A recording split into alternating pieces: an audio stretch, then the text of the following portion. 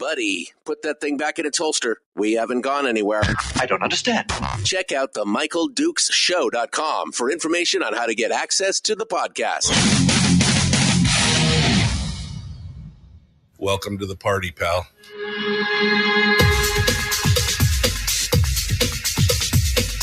The Michael Dukes Show. The greed and the entitlement is astounding to me. What more could you want from a low-budget radio program? This is a dumpster fire. That was just BS. It is time to get a new perspective. We know just what you need, and we've got just the cure. Open wide and prepare for a steaming hot cup of freedom. I just don't fathom it. The Michael Dukes Show, streaming live across the world. Around the world on the internet and across the state of Alaska on this your favorite radio station and or FM translator. It is the Michael Dukes Show, broadcasting live. It is Monday. Yes, it is Monday already. I don't know how we got here so fast, but here we are, ready to go, sort of.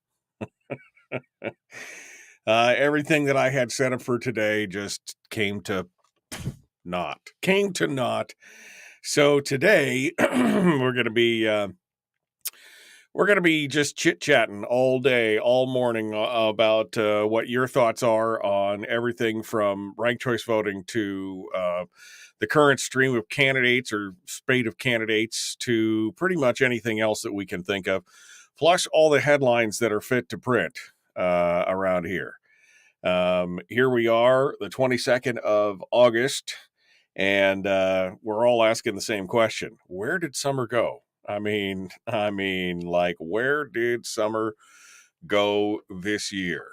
Down here, it floated on by the river. I was laughing last night because the sun came out for the first time in days late yesterday afternoon, and all I could think of was, wow, where you been, baby? Where have you been? All right. Quick look at what we've got going on here for today on the program. I do have some headlines, including just some crazy ones. It's almost like a, well, I guess at some point it's almost like a Jerry Springer show. Some of the headlines that we've got coming up this morning. And then we're going to dive into it and take some calls from you. I want to remind you that this hour of the program is being brought to you by our friends over there at Satellite West. When it comes to communications needs, well, they've got pretty much, doesn't matter how you're communicating, whether it's satellite or cellular or UHF or VHF or whatever, they've got them all. So we would love to say thank you to them. And they, of course, have got all the information you need over at their website at satellitewest.com. Satellitewest.com. All right. So headlines, then phone calls, and that's pretty much the show today. It's like I said, everything that I was trying to work on, trying to get squared away, it all kind of, it just kind of fell apart. I will say that I probably I'll admit, I was not as diligent late Friday afternoon or early Saturday as I could have been because I got distracted by some other stuff. It's weekend stuff. What are you going to do? All right. So what do you say? What are your thoughts? Let's hold up on the phones. I'm gonna get to some headlines first, and then we can jump into it. We can jump into it from there on the telephones. How about that? So don't get too far ahead of me here. And let's take a look at some of the headlines. Okay, so first and foremost, from the weird, just the weird. Some Alaskan politicians could have their own reality shows. That's the headline that Suzanne Downing uses on Must Read Alaska. And I could see that. I could agree with that. There are some interesting people out there well, I mean, let's face it, some of them have had their own reality TV show. Sarah Palin had her own show on what it was, the Outdoor Channel or whatever. So some of this stuff is not too far a stretch. One of our one of our own listeners who's been on this program before and has been part of our chat room in the past is Hunky Lee, who is running as an independent candidate for U.S. Senate. Downing says he's a guy that doesn't have much of a filter in person or online. He also wrote this this really weird.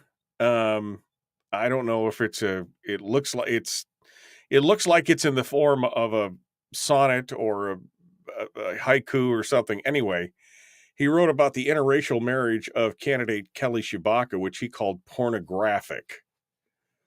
Kelly and Nikki Tshibaka, white girl, black man, that's so pornographic a couple, pornographic marriage. I think that's fair to say that is there. I mean, just weird, like, I mean, with all due respect, weird. Then, I mean, this is like a Jerry Springer episode. This whole thing on some.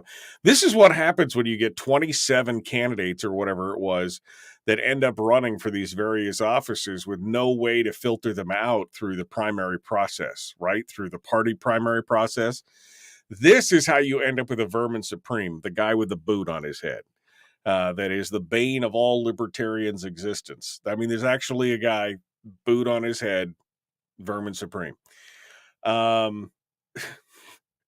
then you get Heather Herndon, who is running for Senate in the Anchorage seat vacated by Tom Begich.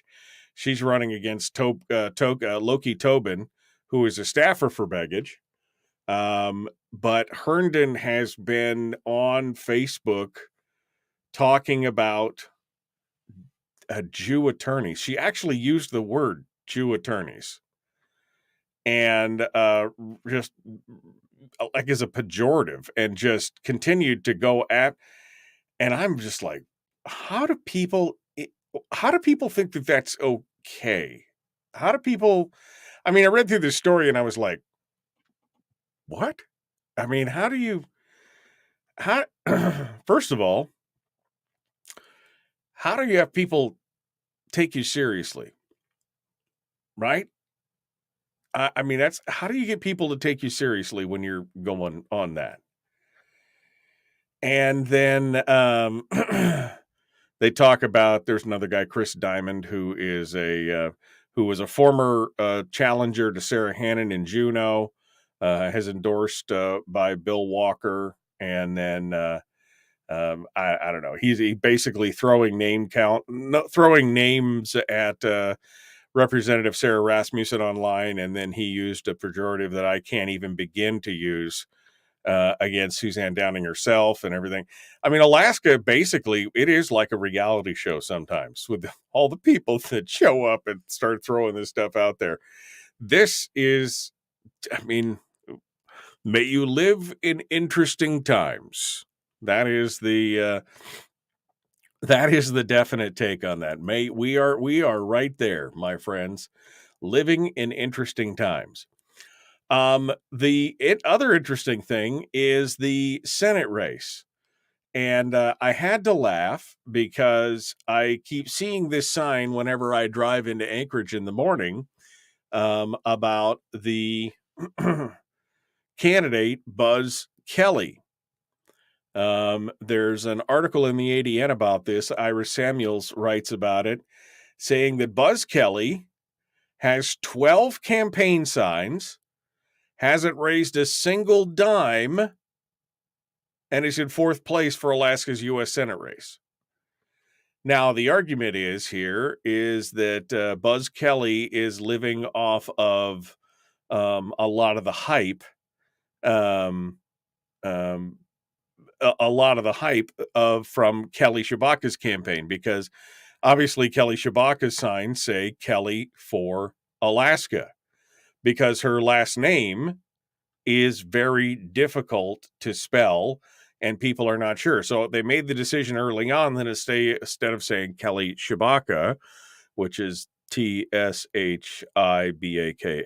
right? Chi sounds like Chewbacca, but it's Chewbacca, right? That's anyway. They made the decision early on to just go with their name, Kelly for Alaska.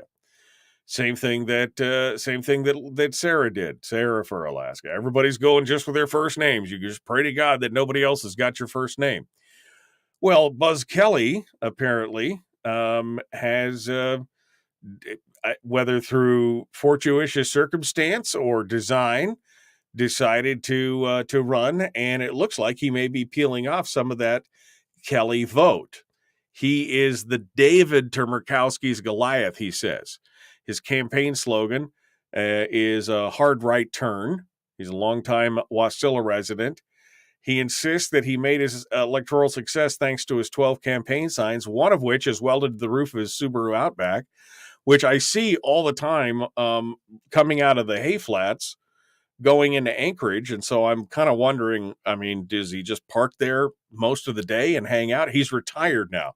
He said running for re-election is his retirement project. So and the fact that he drove his car around, they drove his car around the location of the Trump rally with that sign around. So I don't know. Buzz is an interesting guy from what I could see here. He's got a simple 2-step plan. He said, call your congressman or congresswoman now, write your governor now, email your mayor now, tell them we do not want a weak and declining country. Tell them we want a strong and world-leading America. Tell them to uncuff our energy industry so that the price of gas and everything else will go down. Tell them to stop the invasion of at our southern border. Tell them to stop all the ridiculous government spending that threatens to crush our economy. And then he said, please take the time to read my pros and nos. I'm tracking where you are tracking. Then I would very much like your support. And you go to his pros and nos, and there's a list of, pro-America, pro-Trump, pro-Second Amendment, pro-union, pro-police, pro-military, pro-deportation, pro-border wall, pro-energy independence, pro-development. Oh, man, there's just a lot of pros. Pro-divorce China, pro-counter cyber attacks, pro-paper ballot only. He's got a lot of things to say. But anyway, he came in fourth. He came in fourth. Now, people like Jim Lotzfeld, who is a political operative and consultant out there, said that there was a lot of he said it's due to the fact that there was a lot of super low information voters out there, and probably they were people who were intended to vote for Kelly Tshibaka instead of Buzz Kelly. But it's or we're just looking for any other name other than Murkowski. But this is an interesting thing. Maybe we'll try and get Buzz Kelly on he sounds spicy. Sounds like a spicy discussion.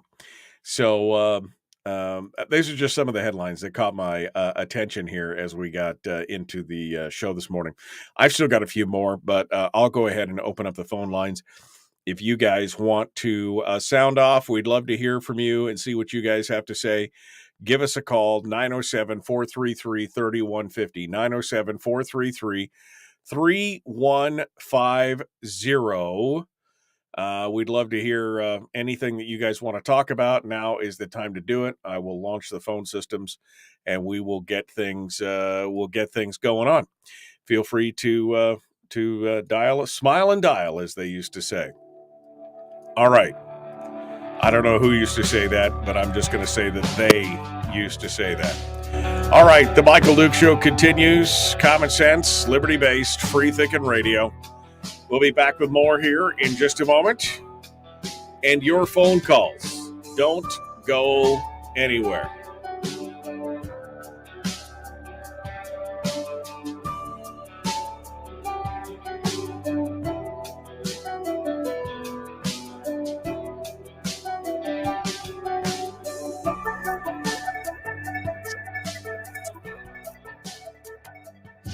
If you missed the show, you can listen to it on your time with Dukes On Demand.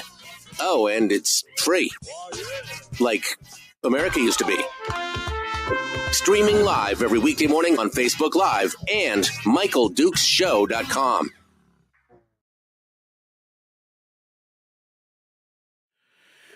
Okay. We are in the break right now. How are you guys doing? See what's happening here. Good morning, good morning, good morning. Good morning from Seattle. I'm sorry, Brittany. When we get a state tax, which we will, are we going to pay the new tax on top of the 7% we pay now, says Sean? That's a question. Good morning. It's not Sunday. Did somebody say it was Sunday? Did I say it was Sunday? If I did, I apologize. Could be a good moose season. I sure saw the sun yesterday. Honestly, I did.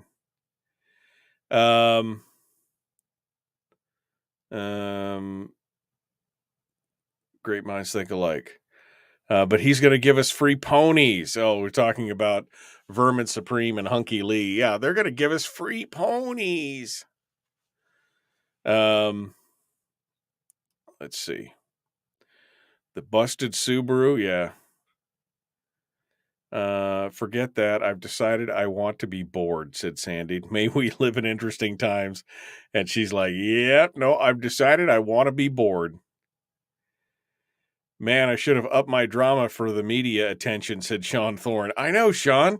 I don't know. I mean, you're out there working hard. This guy parks his car next to the Glen Highway with a sign on it that says hard right turn and just leaves it there. 12 signs and no money raised. It's, it's weird. Shabaka is hard to spell, although you did good, Barbara. You got it. He has a nice website. Yeah, no, I like that. He does have a pretty clean website, surprisingly enough. It is a pretty nice looking site. Somebody did good work there. He did spend some money on his website. I don't know if well, maybe not. He's proudly created by Wix. Maybe he did it all himself. Maybe Wix has got maybe Wix's WYSIWYG editor is a lot better than it used to be. Okay. Okay. You are paying attention when your kid talks, aren't you? Binge watched John Wick on Friday. Wow, needed a nap after all that action. Oh man, Greg, that would have been like the perfect 6 hours. It's the perfect 6 hours of a weekend, right? John Wick 1, 2, and 3, and now 4 is on the way. But John Wick 1, 2, and 3. That would have been amazing. Let's see. It's Monday. Blah, says Christopher. It's Monday. Blah.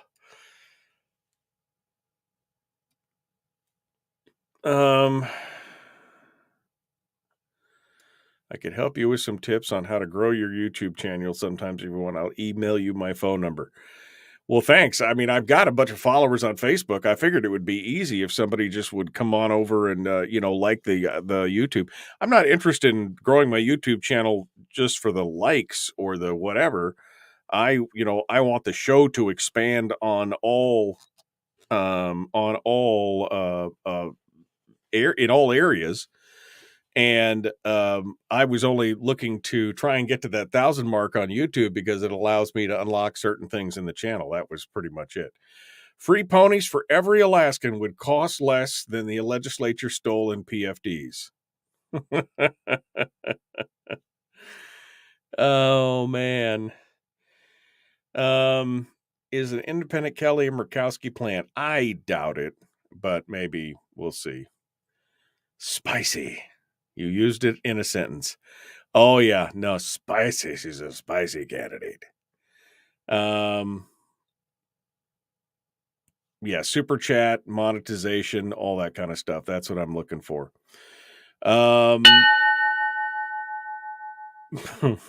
All right, we got to go. I got to go. We got to jump back into it. The Michael Duke Show, Common Sense Radio. Please like and share, like and follow, and let's go. Let's go ahead. Here we go.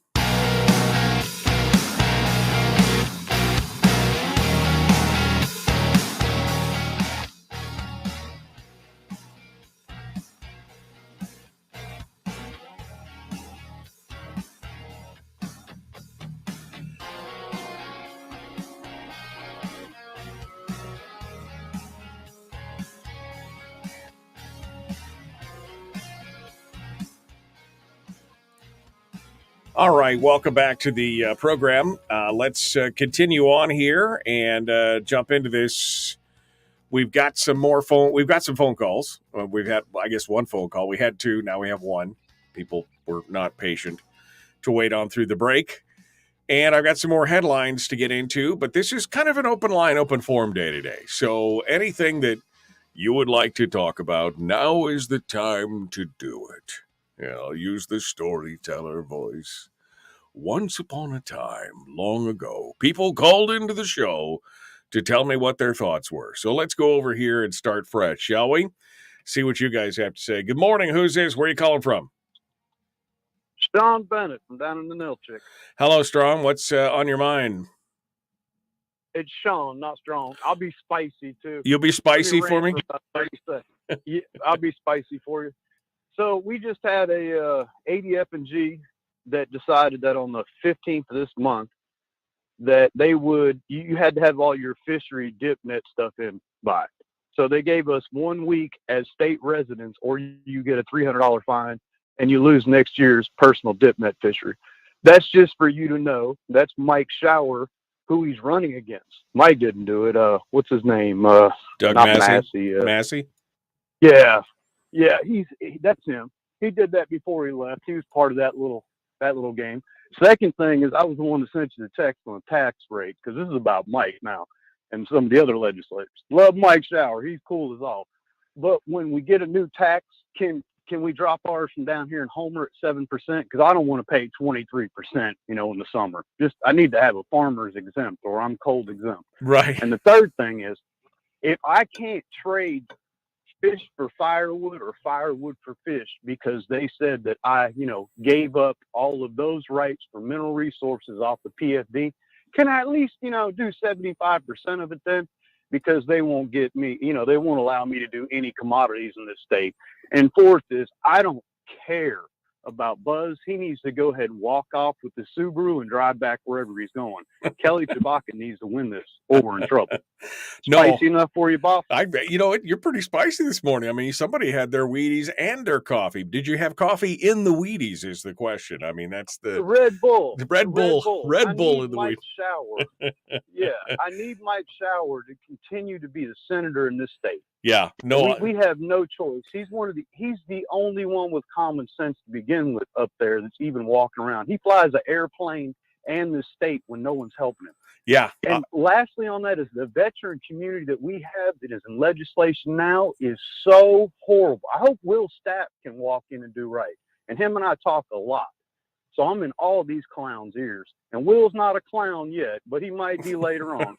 Sarah Vance down here, the queen of halibut, she's never taken a fish off a hook with a hook stuck in her leg and one in the back of her ear and clients screaming. I have nothing for that woman. She put a walk-in trail with lights in July in Homer, but we have broken vehicles everywhere on the Kenai in the winter. It looks like a crash-up derby, and they can't move them to Homer because the water level's too low. So they got to ship them up to Soldotna, and guess what they don't have? A wrecker service, because Jake from State Farm's not going to take it because the state doesn't pay enough for it. Right. So my state tax pays for tourism, and I do have a state tax here. Sarah Vance did it. All right. Well, I appreciate it, Sean. Thank you for, as you said, being spicy this morning. I appreciate your thoughts on this, and appreciate you calling in this morning. Phone number to call, 907-433-3150, 907-433-3150. Let me unpack here just a little bit. I agree. Mike Shower definitely needs to go back to the legislature. Although I know, look, I know that he would be happy if he doesn't. If he does, great. If he doesn't, great. He'll go back to putting his retirement together and flying for FedEx and making more money and do what he needs to do. But if he wants to get the job done, he wants to help out, he wants to try and fix what's wrong in this state. You're right. I believe that he needs to come back. I think Kelly Tshibaka would be the better candidate of all of those that are out there. Buzz Kelly, I don't know him. He's going to be the fourth place rate. And one of the things that this story brought out that I thought was interesting was not only did they wonder out loud in the story whether or not that he had gotten votes to begin with that were not meant for him, but that were instead meant for Kelly Tshibaka, but did he vote, in the ranked choice component of it? Did he, would his second place voters go towards Tshibaka or vice versa? He said he wouldn't answer the question as to whether or not he had voted for her second or not. Not that that's really anybody's business, but if you feel like, I've shared my votes here on the show, so it's not a big deal, but I agree. He really, he doesn't have a chance of really doing much. The vote as of the vote as of the 16th was 44.2% for Murkowski, Tshibaka with 39.8%, Chesbro at 6.2%, Buzz Kelly at 2.2%, and then Republican Pat Nolan at 1.1%. So, but really the top four vote getters matter at that point. We start looking at, you've got Buzz Kelly, Pat Nolan, then two Democrats, Ivan Taylor and Edgar Blanchard, and then Samuel Merrill, another Republican, then our friend, the Libertarian Sean Thorne, who's in the chat room with us this morning, and then a host of other independents and non-declareds and Republicans and AIP and everything else. And so what will be interesting to see when it's all said and done, because really only 4 point something points separate Murkowski from Tshibaka.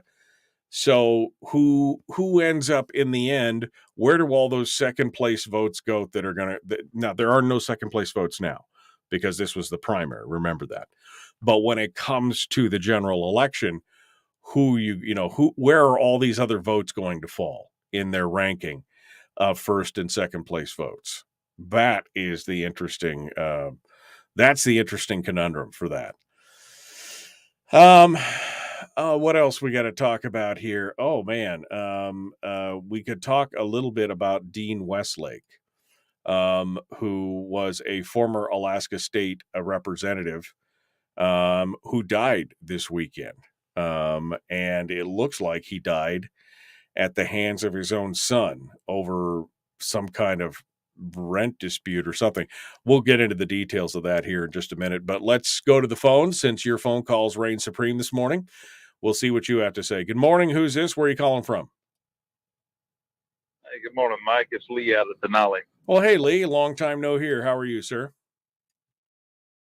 Well, you know how it is, man. I've been hiding out. The federales kind of been heating things up around here, so I figured I better lay low, and let you take some of the front for a while. You've been doing a fine job. Oh, yeah, I'm sure, man. That being said, brother, I wanted to say that our so-called low information voters that have got this young fella basically fourth place in the state under our new voting system.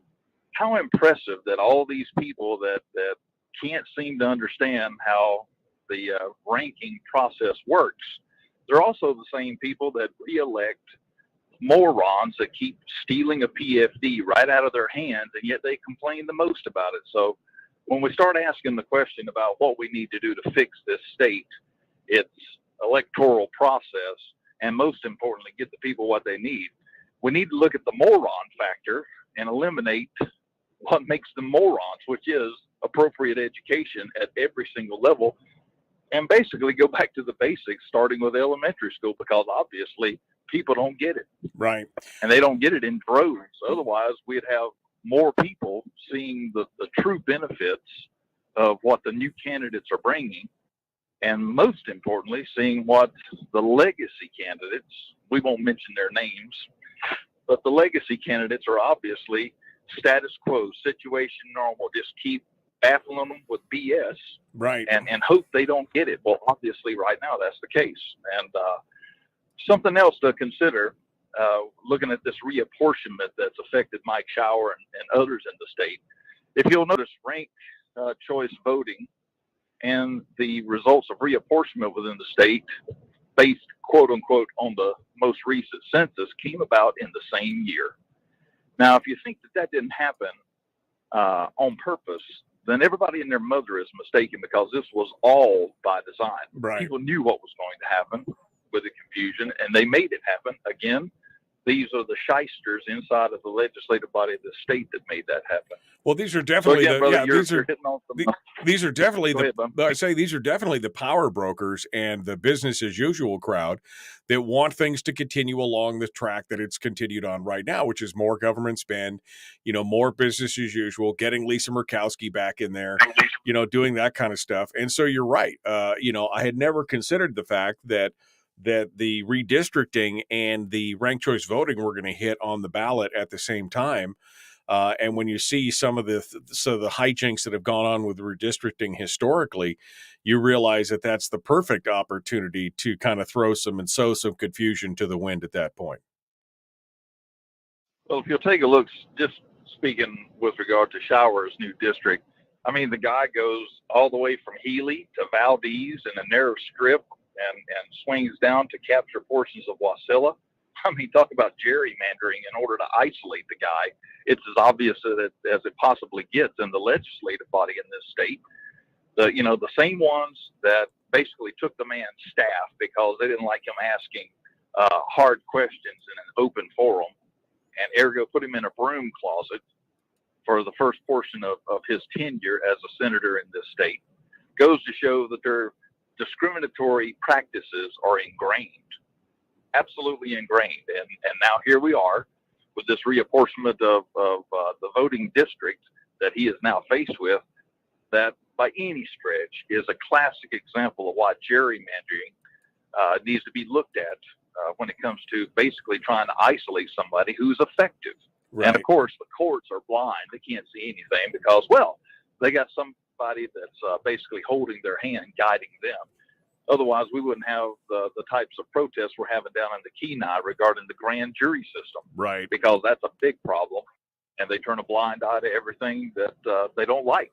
And when you can't get a grand jury, for example, to do what's necessary, then that shows you that the entire system is malignant and needs to be looked at for a shakeout. Well, the whole redistricting thing has been a hot mess for years. I mean, over the last, the redistrict every 10 years, and I think the last 5 or 6 of the last 8 have been decided by the courts because there's been so much gerrymandering back and forth between Democrats and Republicans, and one does one dirty, then one turn, and then the other one, and the next time they're in power, they do somebody dirty. And you're right. I mean, it is a hot mess, and it's not just an Alaska problem. You see this going on across the entire state, where they're trying to redraw district lines into these really funky puzzle shapes to make sure that they can retain districts. And it's all about the political power at that point instead of true representation. And yeah, we need to rethink how that is done. I don't know. I don't have a solution for it, but I would agree that we definitely need to look at it, Lee. Hey, one of the things that I hear all of a sudden is the fact that there's somebody with money making a lot of advertisements with a fear factor associated with having a constitutional convention here in the state. Yeah.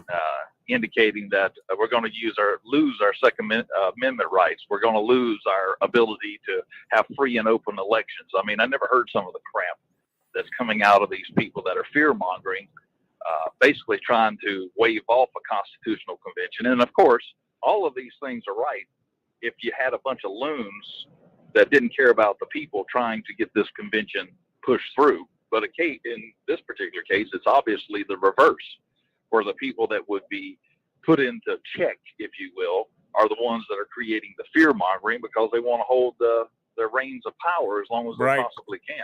No, it's just kind of unique that you hear that nowadays. Well, yeah, that's the Defend Our Constitution crowd. That's the name of the group that is fighting back against the Constitutional Convention. They're called Defend Our Constitution.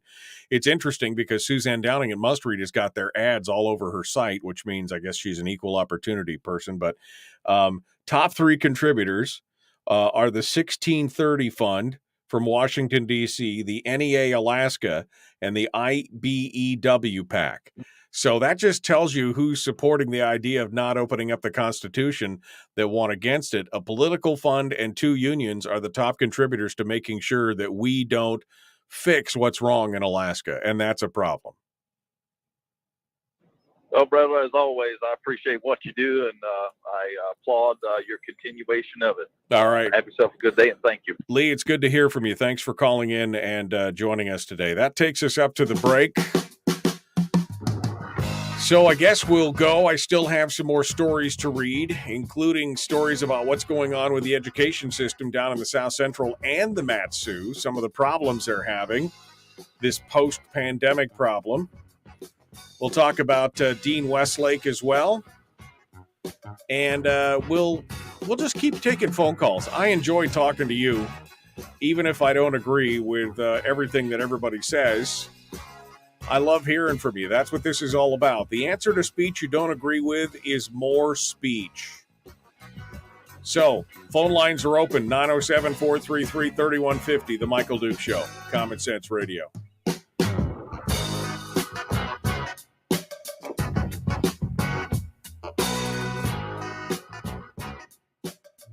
We're broadcasting live through a series of tubes. Allowing all of these entities to provide streaming stuff going on the internet. Well, it's kind of hard to explain. Sorry. Streaming live every weekday morning on Facebook Live and MichaelDukesShow.com.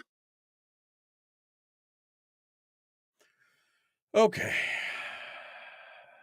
100% of this, says Kevin McCabe, stems from the judiciary. Stems from the judiciary, and I think that comes back to everything you want here. Stedman, Bishop, and Stevens want Mike Shower out because he wants the right thing done. Yes. Why do votes go to second place? Manipulation, that's what it is. The votes should actually go to first place. I don't know how that would work. I don't know how that would work, Jim. I don't. Rank the red. Otherwise, you will get a Dem in that district. I think even if you rank the red, you get a chance. Sean says, next time you have Kelly on, I think you need to ask her some simple gun questions. Has 2A on all her merch, but I have not seen any evidence that she lives that life at all. As a voter, I want to know if she actually knows some stuff or if it's BS pandering, i.e. what's her favorite gun, views on the NFA, etc. And I'll take that under advisement, Sean. I think that's not necessarily a bad thing. But at the same time, I will say this. I don't think that to be a supporter of the Second Amendment that you have to be part of the gun culture. I mean, I don't know that she is. Like you said, she's lived much of her adult life in places like Washington, D.C., where that you don't get the chance to live that way. Now, she may still be a defendant and a supporter of it, but she may not live that life at all. And just because she's not living the life doesn't mean that she's still not a supporter. But you're right, and I will ask her the question next time I get her on the program. We'll talk about that. What about her NRA endorsement, says Christine. An NRA endorsement, I mean, the NRA endorsed Lisa Murkowski for a long time. So I'm not necessarily thinking that the NRA endorsement means as much as many people would like to say that they think it means. That's, nothing to do with it. The legislature does not do I don't think, did we ever say that the legislature did the redistricting? Or did you take that from some of the things Sean said? Was that the implication? No, the legislature has nothing to do with the redistricting, but we all know that there are powers that be that would like to be able to take, yeah, yeah.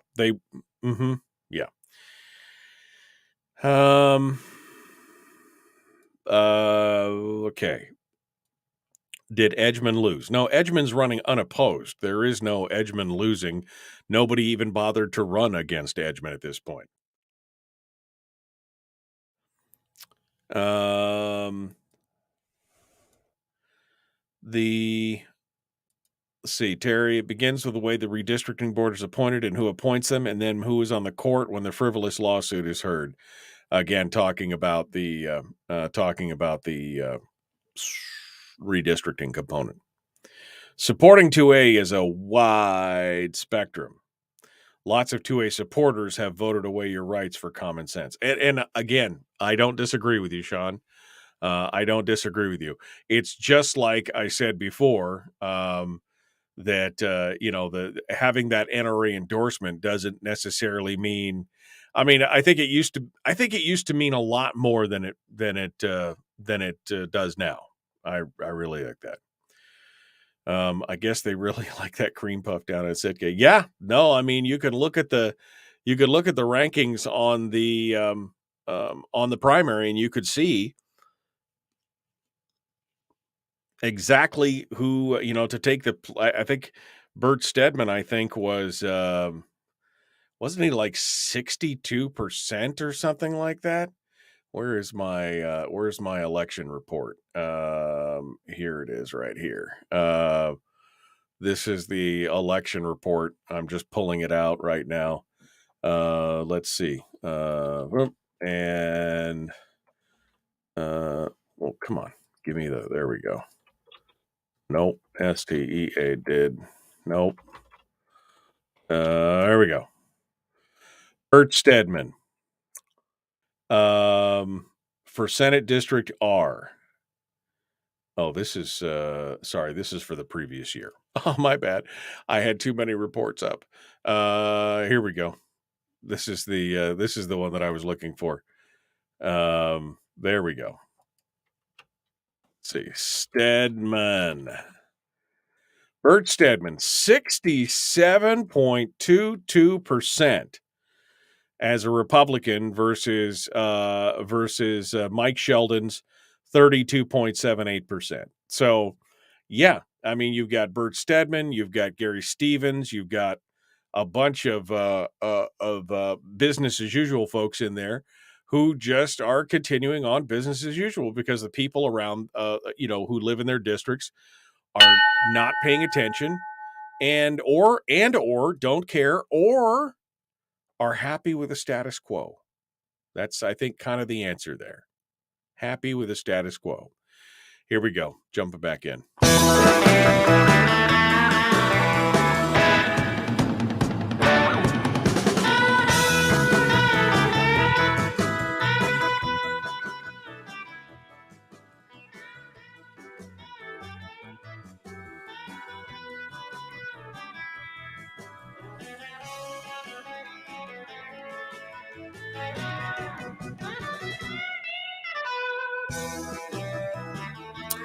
All right.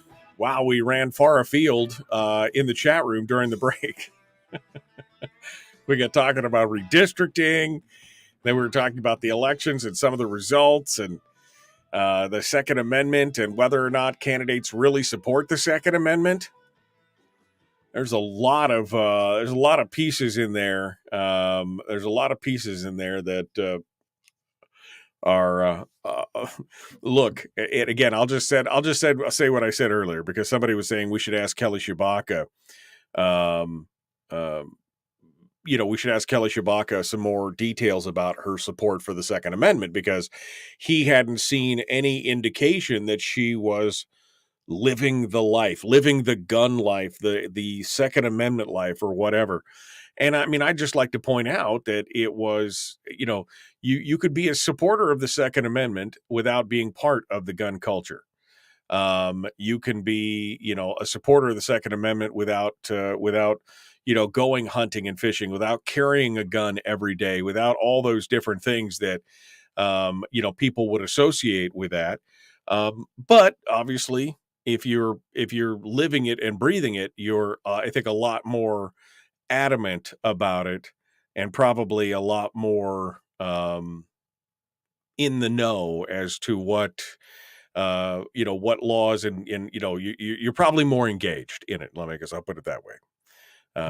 You're probably more engaged than anything else.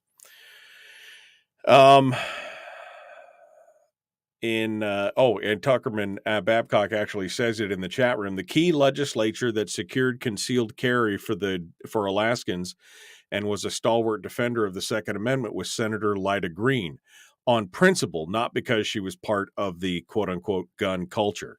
I think, Lida Green, Jeanette James, there was a group of folks in there who I don't think necessarily were, again, stalwart warriors in the gun culture, but they did fight for the original concealed carry permits and other things. And so, I agree. Now, does it help when somebody is pro-gun and lives the gun culture? Absolutely. Like I said, more engaged. But we'll be asking more of these questions. We'll be asking more of these questions as we go forward.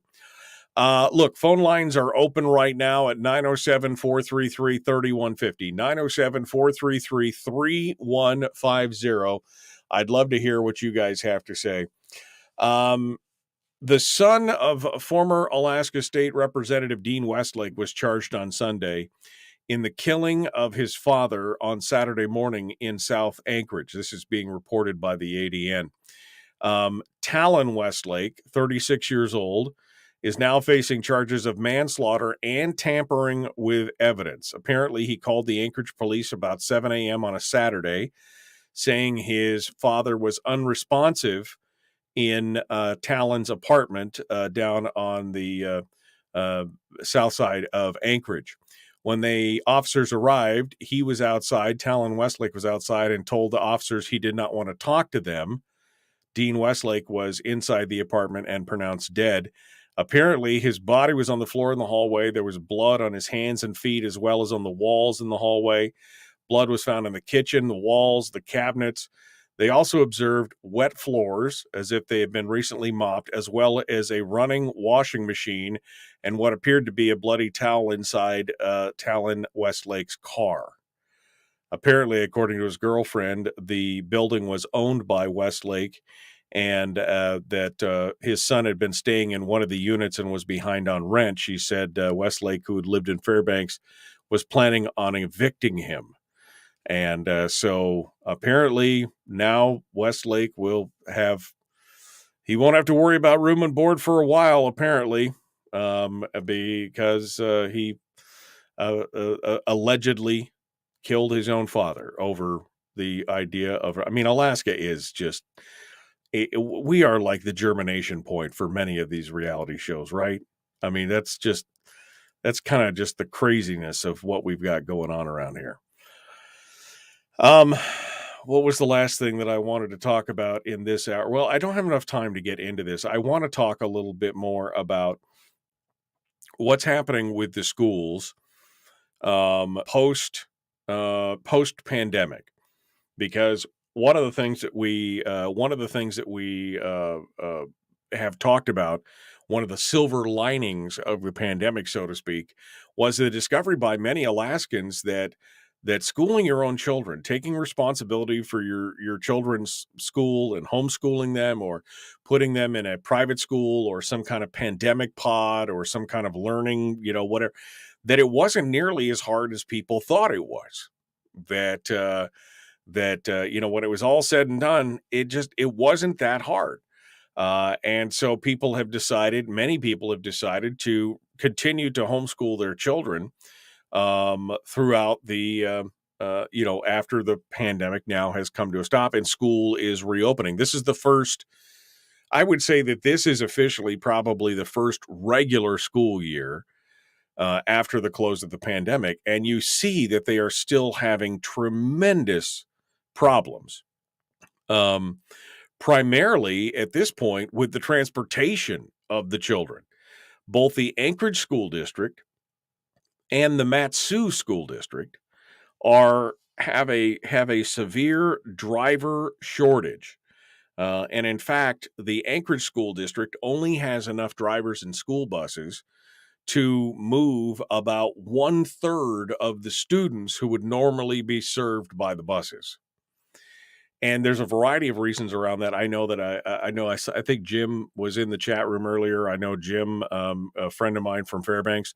I know he spent many years as a bus driver, and maybe he can sound off and give us his thoughts on this. But you're seeing many industries where the employees are just not coming back post-pandemic. The bus driving industry, is the one that we're highlighting here. But you also have, again, the hospitality and the restaurant and the leisure industry.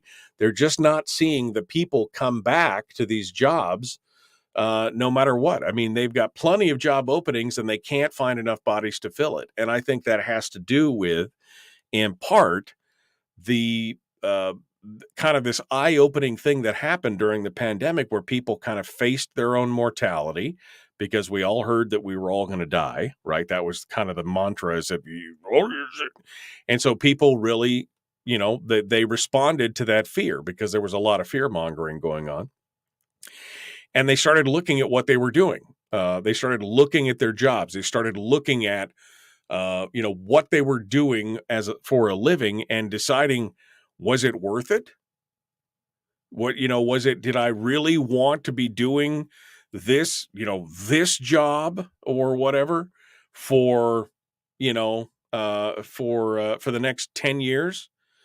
Is this really what I want to trade my time and trade time for money for? And you saw it. I mean, they had a name for it. It's called the Great Resignation. We saw people leave industries. I mean, whole industries are being affected by this, and we have still not recovered from it. And I think you're seeing right now in the school system, and especially in the transportation industry for the schools, some serious problems. But the schools are not handling it well either. We're going to talk a little bit about that when we come back, the Anchorage School District and what they're doing about it, and how it's been very frustrating for parents who have decided to return their kids to school. And we will discuss that on the other side, plus take some more phone calls, because I enjoy that the most.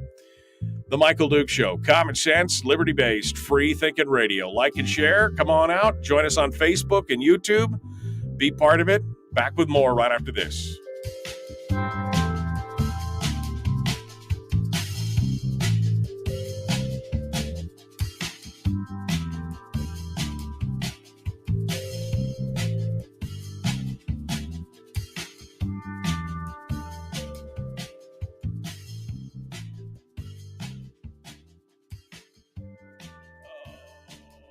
Okay.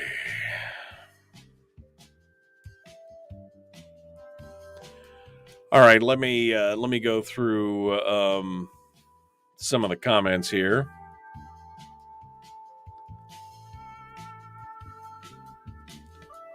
I'm still sometimes I see a comment and I'm trying to get context for the comment first before I talk about it.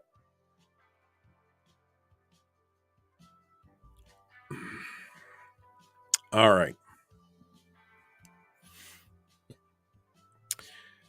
Senator Murkowski needs to go away. Okay. On Thursday, local Republican committee voted support for convention. Yes. So the local Republican committee is part of the convention. Yes. Nice. I can't fathom Click Bishop being reelected, says Christopher on YouTube.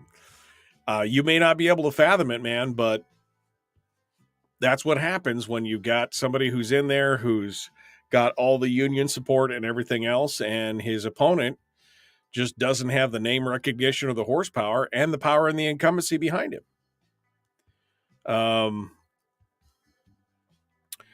Guns were not included. Sean points out that Shabaka, and this is his words here, she worships at the altar of Trump, and Trump has a pretty bad 2A record, so not a hard line to draw.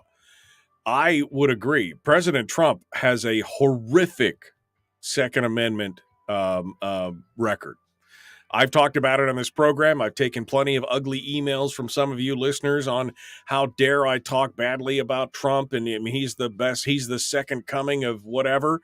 And all I've done is pointed out exactly what he did while he was in. He could say as many platitudes as he wants while he was on the stage at CPAC or at the NRA convention, but Trump is no friend of the Second Amendment, just like George W. Bush was no friend of the Second Amendment, nor, again, Obama or anybody else. Most of these major politicians are they could talk a good game, but when the rubber meets the road, no, it's definitely not a good thing as well. So I could see why Sean would make that connection. It's not a hard line to draw. I would agree. And this is why I've said in the past that I didn't think that the endorsement of Donald Trump for anybody's campaign was necessarily the blessing that many people thought it was. Second Amendment needs Shabaka, Alaska needs Shabaka, and America needs Shabaka. Okay. I mean, I think Shabaka would be much, much better than Lisa Murkowski, but I don't think that the questions that Sean is asking are that hard. I think we should have answers to that. Okay. I have been fighting to get rid of Stedman for years. It takes money to campaign and people won't donate to Michael Sheldon. Susie, we need a better candidate. I like Mike Sheldon, but he's a perennial candidate. He's a little bit kooky. He's a little bit, he's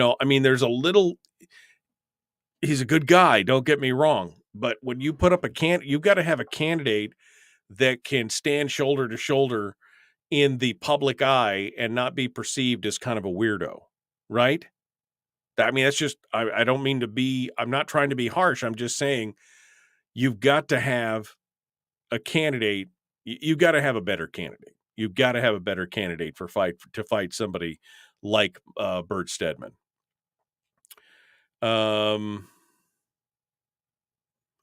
Let's see. It's what a shame that someone can do that to their own blood. Christopher's talking about the Westlake thing for sure. 12th Man says, I think the root cause of talking about the Great Resignation, he says, is that there's too much free stuff for able-bodied adults. That's the real reason people aren't going back to work. Well, I mean, 12th Man, they've reduced a tremendous amount of the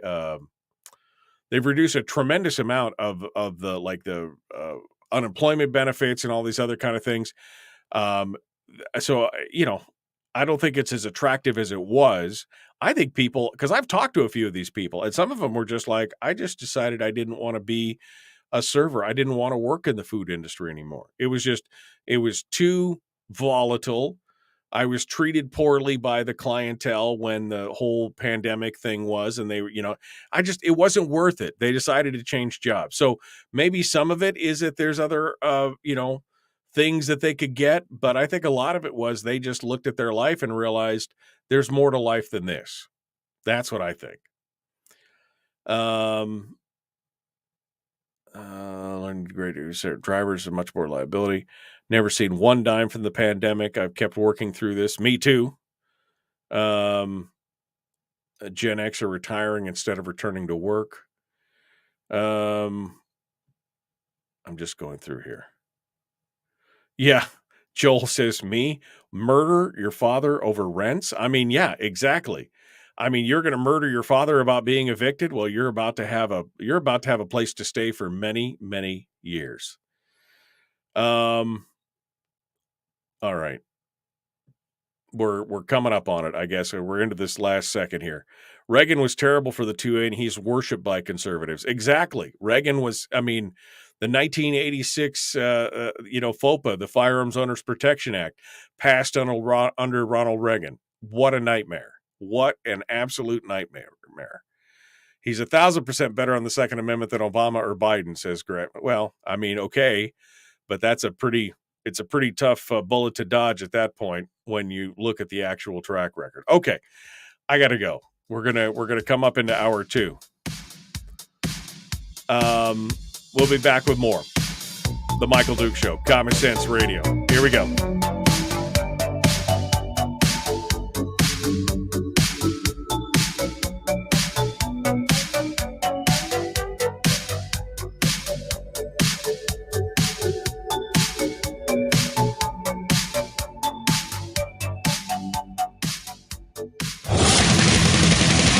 Whoa, buddy. Put that thing back in its holster. We haven't gone anywhere.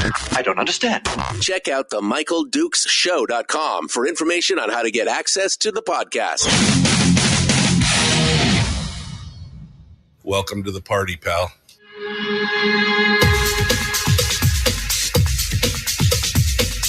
The Michael Dukes Show. The greed and the entitlement is astounding to me. What more could you want from a low-budget radio program? This is a dumpster fire. That was just BS. It is time to get a new perspective. We know just what you need, and we've got just the cure. Open wide and prepare for a steaming hot cup of freedom. I just don't fathom it. The Michael Dukes Show, streaming live across the world. Across the world on the interwebs and around the state of Alaska on this, your favorite radio station and or FM translator. Good morning and welcome to Hour 2 of the big radio show. It is the Michael Duke Show. And we are, well, today we're just kind of flying by the seat of our pants. I had some things that we're trying to be trying to get set up for today, and just nothing came to fruition. So we've been covering some of the headlines from today, and we're taking your phone calls just to see, I mean, whatever topic you want to, you want to talk about, favorite movies. Okay. If you want to talk about the politics of it. Okay. You want to talk, whatever it is that you want to talk about.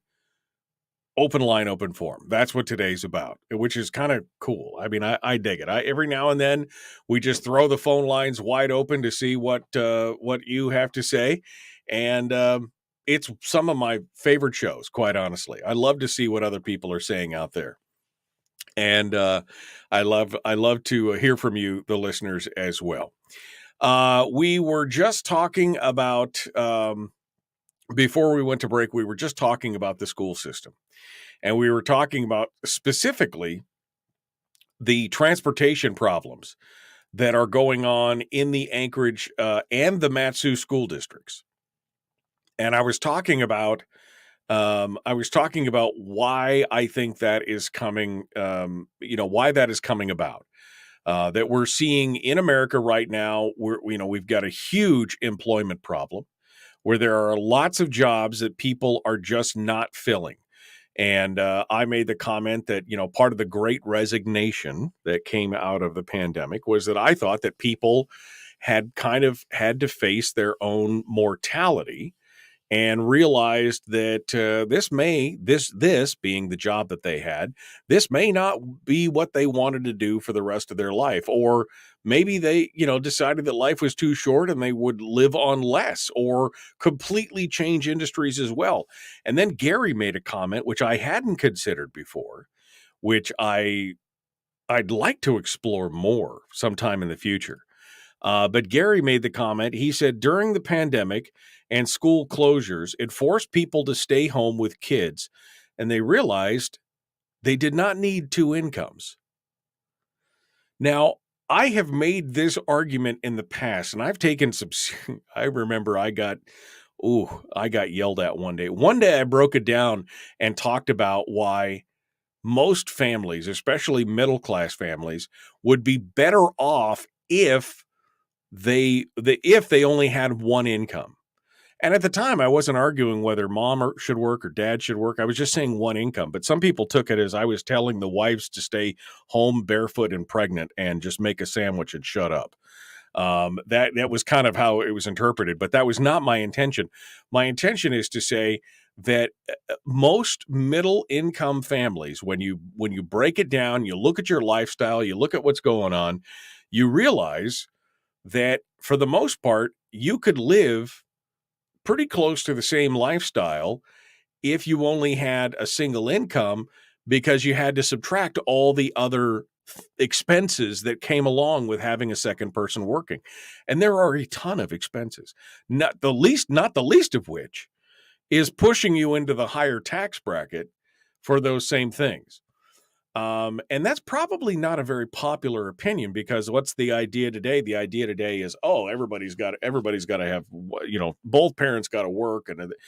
But I think, Gary, I think you might be right. I think that may have been a part of it as well, because they were forced to stay home and they were forced to adapt to live to a lifestyle that was lesser, or maybe they realized it wasn't that big a change so anyway, thank you, Gary, for that comment, because I think it's very, very interesting that's where it came out of.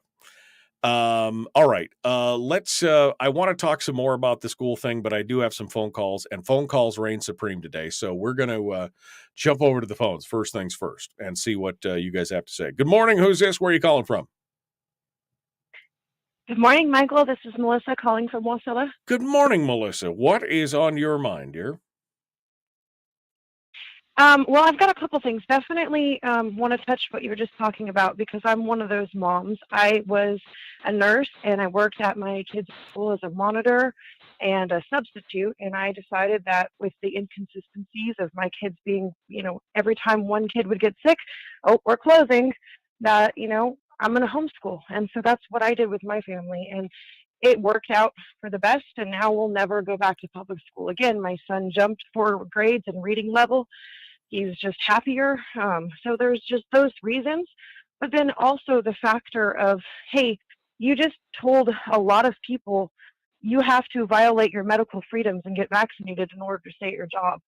I can name at least 5 people that I know personally that are not working the field that they were working before, decided to go into the private sector or start their own entrepreneurship or just retire in general because of forced vaccination. And that's something, too, that I didn't touch on, that you're probably right. Many people were looking at it and their employers were saying you had to be vaccinated to stay here, and they decided not to do it. Now, let me extrapolate this out a little bit for you here, Melissa, and ask you some questions real quick, because I did the math one day and I figured if you had 2 parents that were making $55,000 a year or something like that, making $100,000 a year combined, the one thing that nobody really looks at when they think about that is the ultimate cost of that, of, having to send the kids to school, the daycare or the childcare afterwards, the extra clothes and insurance and all these extra additional. Did you guys end up having to shift your lifestyle dramatically when you left the workforce, or has it been a moderate Not change? dramatically, no. So more of a moderate Yeah, no, change. it's been moderate. And the reason why I would say that is because, as a mom or the second income earner in the family, my husband was always the first income earner. And it's just because of his career choice that he made. He made a good, a skilled job that did, that pays well. So he was always first earner for us. And for us, it was just, that's the easiest way to do it. Plus, with me dropping out, so to speak, I, as a mom, if my kids were sick, who would stay home? It would be me. Right. So there's always those factors. So we could never get me into a full-time position because I have to, bow out if the kids need something. And so now it's just, there's a little lifestyle changing. Obviously, we have to be a little more wise on our budget and kind of plan things out a little bit better. And I think, and in a turn, it's a great homeschooling thing too, because now my kids see, okay, this is how you live within your means. This is how you plan ahead. Right. This is how you, those are all great teaching lessons too. And my husband's a commuter, so with both of us driving, it does save, on gas, and it just all together, school clothes, all that kind of stuff. I mean, we still school slow shop, but we go after now all the other kids do, so we get the deals. And Right. I mean, there's just ways I think homeschool parents have figured out, hey, I can make this work for me, and it's really well. And we homeschool through IDEA, which is just a fantastic place Yes. to homeschool through. Yes. And the allotment, my kids are in, my son has just finished a drone course where he's 11 years old. He built, raced, and did the mapping and everything of drones. It's something that no public school kid is getting during their public school hours. Right. They'll be doing woodworking this year and just home ec and all these other things. And it's like, why am I wasting my time with my children? I mean, that's my investment right there. They're walking around the hall. They spend, and as a monitor and a sub, I knew how much time was wasted. They're literally lining up takes a half hour. Going to the bathroom for everybody in the class.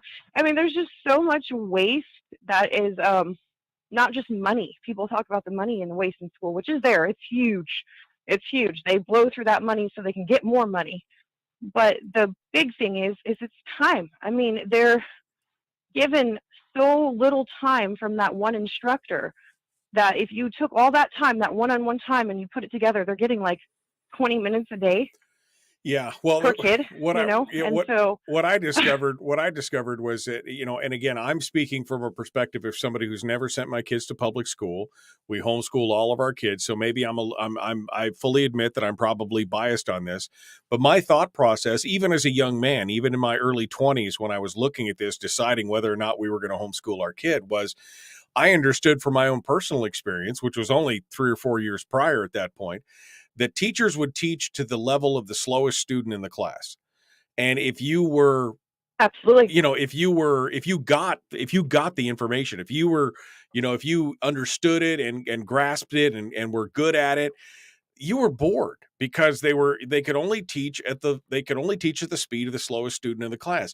And then I found out that each child, as my children our children were born and they came up to, I realized that each child had a different learning style. Some children needed almost no supervision. Some children needed desperate hand holding for every little thing or for certain topics or things like that.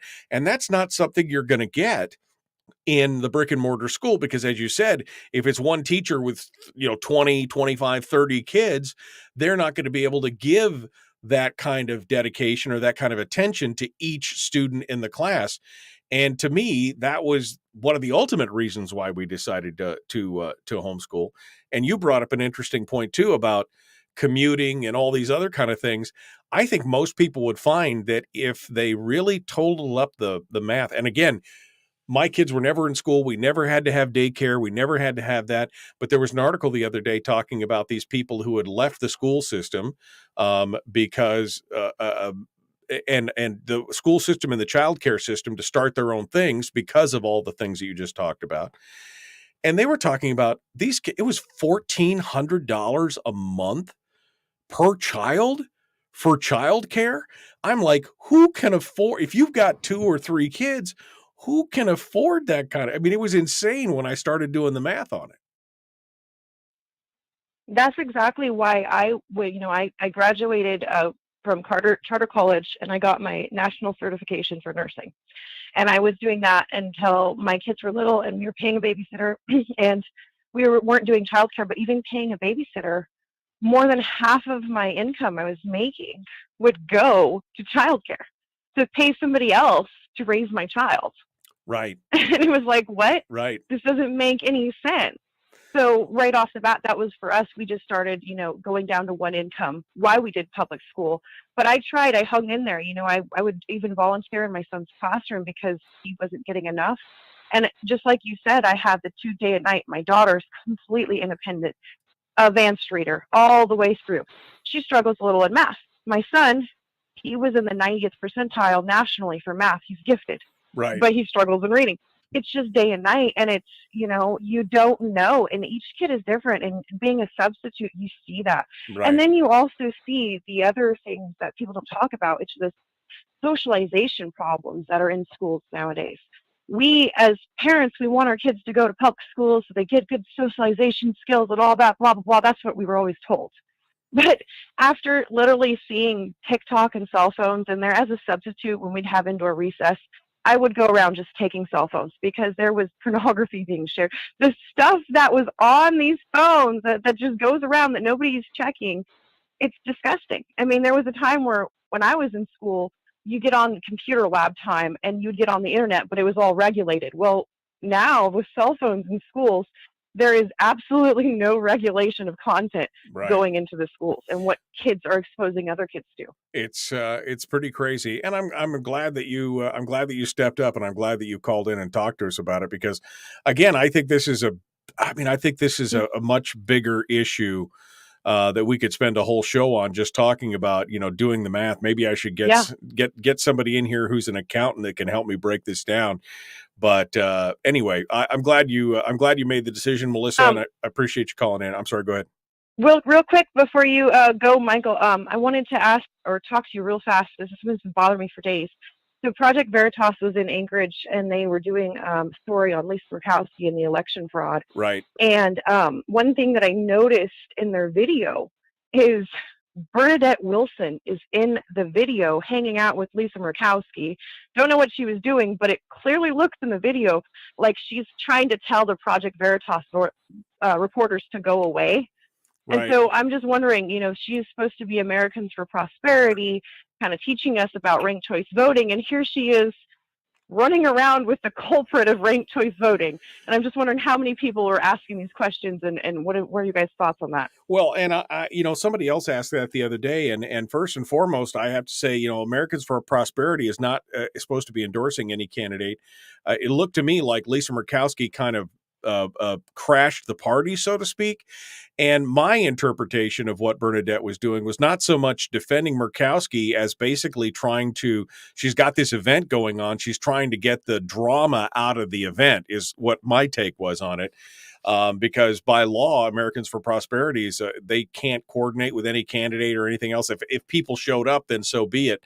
But that was my take, was that she was more trying to control the drama at the event. But I mean, that was my take on it. Let me ask into this, because I was told by someone else, and I wasn't sure on this information, so I didn't want to say it, but since you said it was at the event, was it at the event or was it after the event? Because somebody said that it was during the event, and so I wasn't sure.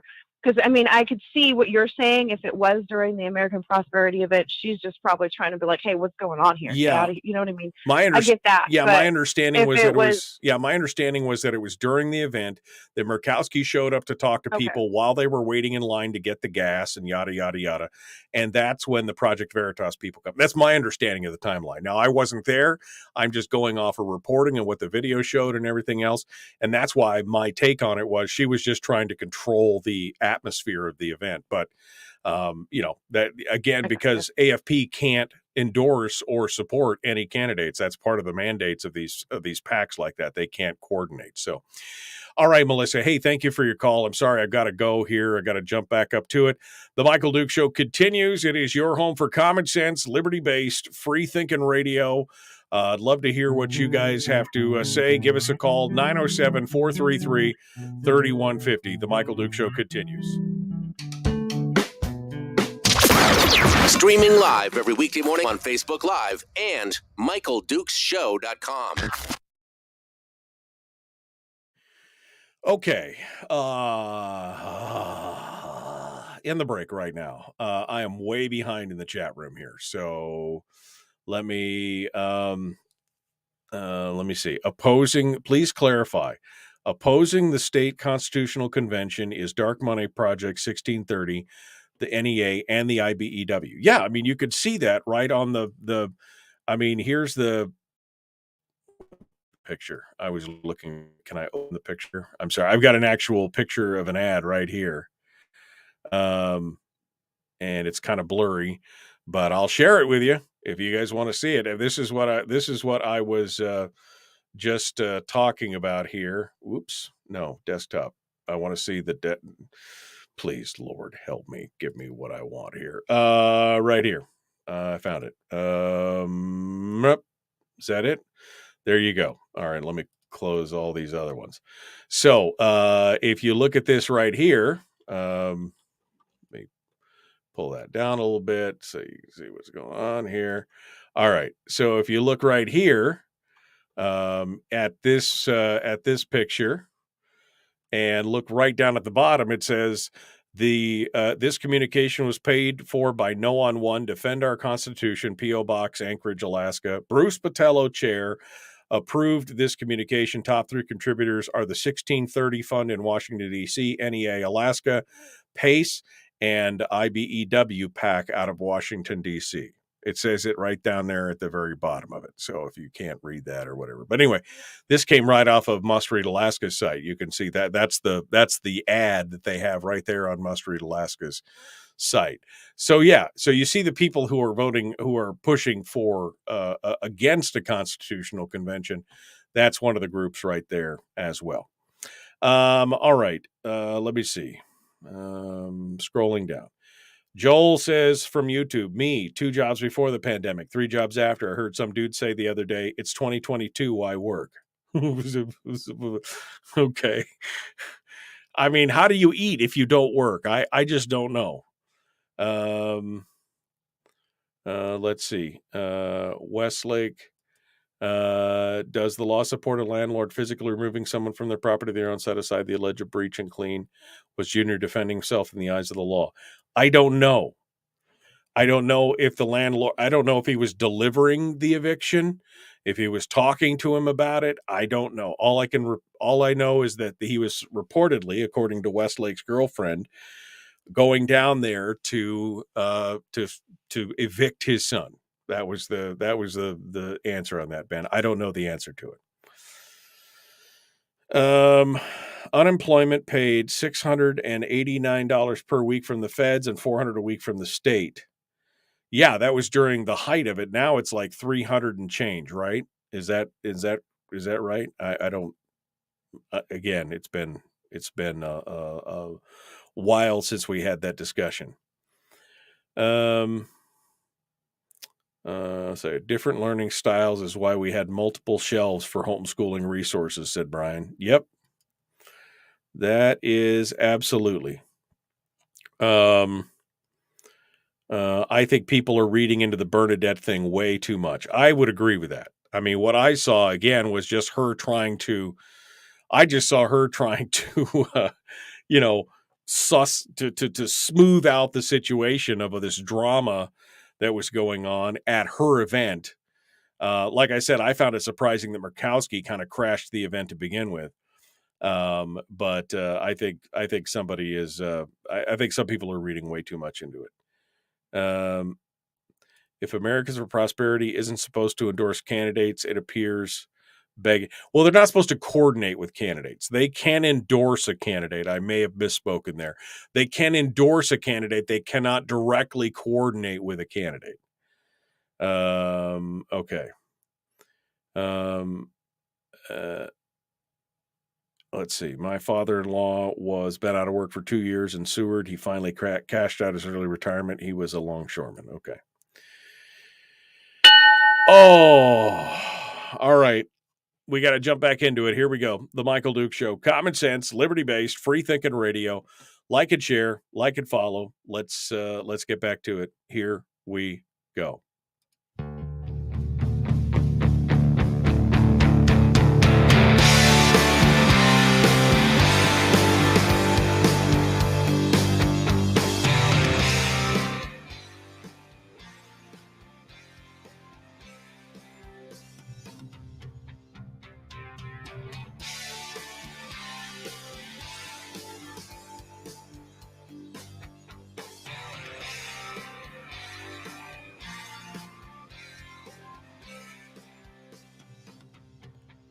All right, welcome back to the program.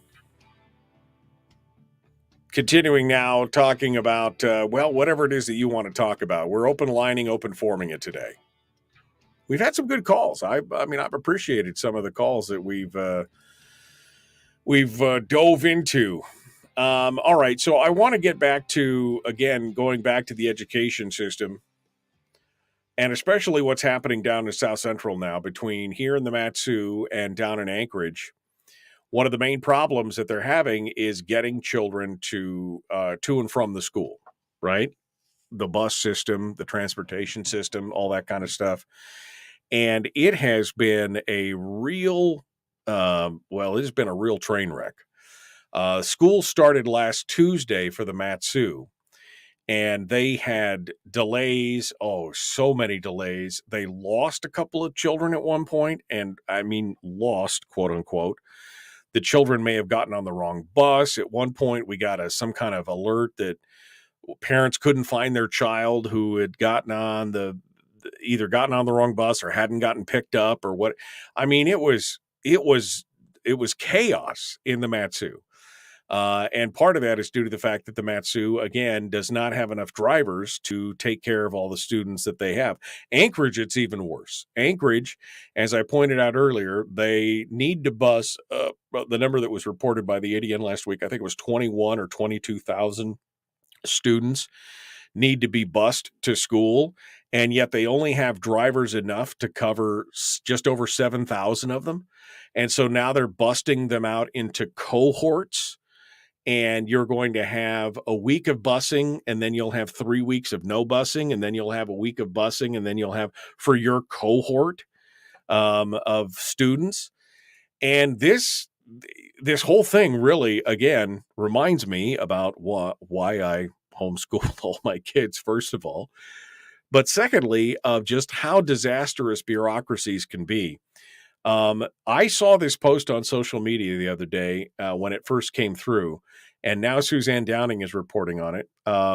Mike Ross, who is one of the journalists over at KTUU, went on social media last Thursday, which was the first day of school for the Anchorage School District.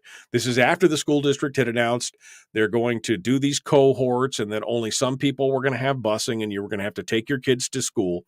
And by the way, it was a complete and total gridlock around many of these schools as parents raced to try and drop their kids off in the morning. I mean, there's some pictures of just this, basically bumper to bumper stream of parents trying to drop off their kids at school. A total hot mess. Anyway, Mike Ross took to social media late on Thursday. And I remember he started it out with, I'm not one to normally go on social media and complain about this, but... And he said the KTUU had reached out to the school district to try and figure out how many school buses would be running, where they would run them, and which areas, which schools would be affected, which schools would be picked up, which schools wouldn't. You think that would be a pretty simple, you think that would be a pretty simple thing. Here's the post. I don't often rant publicly, but as a journalist with more than 40 years of experience, this is an exception because of something that happened today. Our newsroom this morning asked the Public Affairs Department at the Anchorage School District what we thought was a simple question that would get a quick answer. Which schools currently have school bus service and which do not? Simple, right? Surely, he says, the ASD has that info at their fingertips. Here is the answer that we got back. That info is not available. He said, why not? Then the ASD told them, KTUU, that they would have to file a formal public records request to get the information. A FOIA? To get a school bus schedule? What? I mean, what? The public records law in Alaska calls on public agencies like ASD to make documents and information available for inspection during regular business hours. Having to file a formal request is usually something that only happens if an agency has to devote time and effort to dig up the information, or if it's sensitive in nature and they have to run it past their lawyers. We told ASD, this is Mike Ross from KTUU still, we told ASD that we thought their demand was unreasonable. And one of our reporters this afternoon asked the new superintendent, Dr. Jared Bryant, about why they were making us go through this formal process. Here's what he said. This is the superintendent of schools. We have 3 more bus drivers starting on Monday. We have 50 new drivers that will be starting between now and the end of September. So this list is going to be ever evolving. Okay. Mike says, we didn't ask which schools would have bus service at the end of September. We asked for a list of schools which don't have bus service today, the first day of school. That's what they're asking. Dr. Bryant continues, and it's really important for the public to know that a bus route is not assigned to just one school. It's assigned to several schools. So when we talk about cohorts, we're talking about really a logistically complicated list that involves multiple campuses. So for that reason, we're keeping our line of communications directly to the families at this time. Oh, okay. Okay. He said, well, this is one of the reasons we asked today which schools didn't have bus service. We wanted to be able to gauge and report how many schools are impacted by the bus driver shortage and which ones they are. Instead of providing more information about the number of schools impacted, ASD chose to throw a roadblock in the efforts and not divulge the info we were seeking. He said, I've covered several different ASD superintendents during my 16 years in Anchorage, and nearly all of them been very open and forthcoming about providing information to the news media when requested. I truly hope what happened today isn't a sign of things to come for this taxpayer-supported government agency that should be transparent, especially when we're hearing about long lines at schools with parents trying to pick up their kids. I mean, this is just a disaster. And again, reason number 803 why I homeschool my kids. That's just it right there.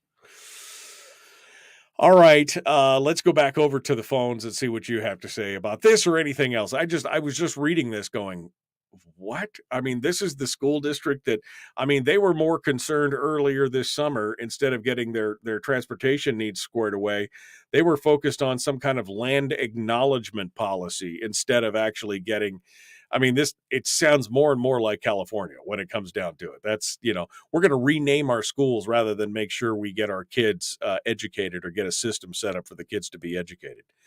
Let's go to the phones. Good morning. Who's this? Where are you calling from?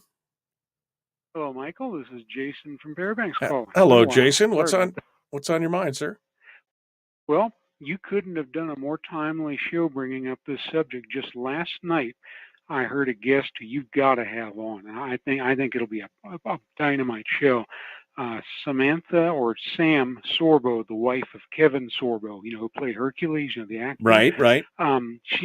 She was featured on Red Pilled America last night, and she was talking about all this, how they were subtly feeding the children, very leftist ideology, not only politically but about sex and things like that. And she was talking about how her children were starting to fall under that, and that even and as she went on, she kept thinking, well, I can't teach my kids. I'm not qualified to do this. Well, when she finally broke loose and started homeschooling them, she found out that they were in a much higher percentile rating than the school had told her. They had lied to her. And in fact, she's written a book about it called "They're Your Kids." In fact, her website, and she gave it on the air. It's just samsorbo.com. Please have her on as a guest. I think she'd be happy to come on your show, because it was like an epiphany for her, and she's taken it on as her duty to spread the word about this to other parents. And yes, you can teach your own children, and yes, you are qualified to teach them. And the two hosts of Red Pilled America pointed out a lot of people in history and recent people who were homeschooled, very high achievers, and who never set foot in a public school. Right. No, absolutely. I mean, that is, and we've seen it consistently that scholastically, that homeschoolers achieve higher scores and do better in many areas of life. And like you said, many people discovered that I think it was that fear factor. People, oh, your kids won't be socialized and they won't be this and they won't be that. Only if you put them in a closet and don't allow them to come out. I mean, they go around, they get around the kids in the neighborhood. You take them to different functions. You take them out to different clubs and things like that. I mean, it's they discovered that it wasn't nearly as bad as it was purported to be. And I can give you a personal example. I buy products from a company I heard about them years ago on the internet, called Goat Milk Stuff, named by the children. And it's the Jonas family, and I don't think they're related to the Jonas brothers by any chance, but what they do, they homeschool all their kids, and they use aspects of the business to teach the kids about every subject from mathematics to chemistry, to history. How it, because it interconnects into so many different areas of life. Right. And those kids, I mean, they're genius level, and they've never been to public school either. And I've spoken with them and dealt with them personally, conversed with them, and it's like, my God, this is the way America used to be. Right. No, absolutely, Jason. All right. Well, thank you for your call. I appreciate you calling in this morning. You're Thanks welcome. for being part of it. Timothy in the chat room says, when I started my son in homeschool, he went from running an F average to a B average, dramatic change. And with all the different systems that you see out there now, whether it's Idea or Cyberlinks or Raven or all the various different homeschooling opportunities out there, you don't have to worry about not being a teacher yourself because they have those things in hand. They have the teachers that can help you, help the students, help you develop a lesson plan, do all those things, and pay for a large portion of the curriculum. Why wouldn't you do that? Why wouldn't you do that? All right, we got to go. One final segment dead ahead. The Michael Dukes Show. Common sense, liberty-based, free thinking radio.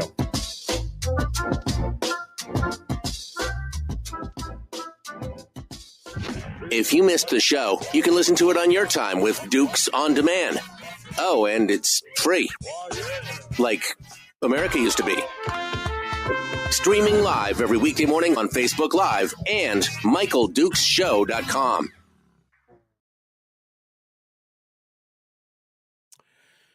Whatever happened to No Child Left Behind laws? That's a whole different thing. Jill says, let me read this. I'm a former transportation director. We never required such a thing for requests of how many buses were going to be used or how many routes would have service or what areas would not. We never required, but the problem is, again, we had 1/3 of the schools were being serviced and 2/3 weren't. And so they were asking the question of which schools are not being serviced. Which ones we're just going to talk to the parents about it. Well, wouldn't it be good information to kind of share that out with everybody?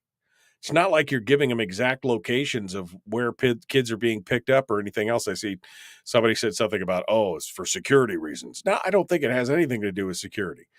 I think it has to do with the idea that they had no idea what was going on. All right.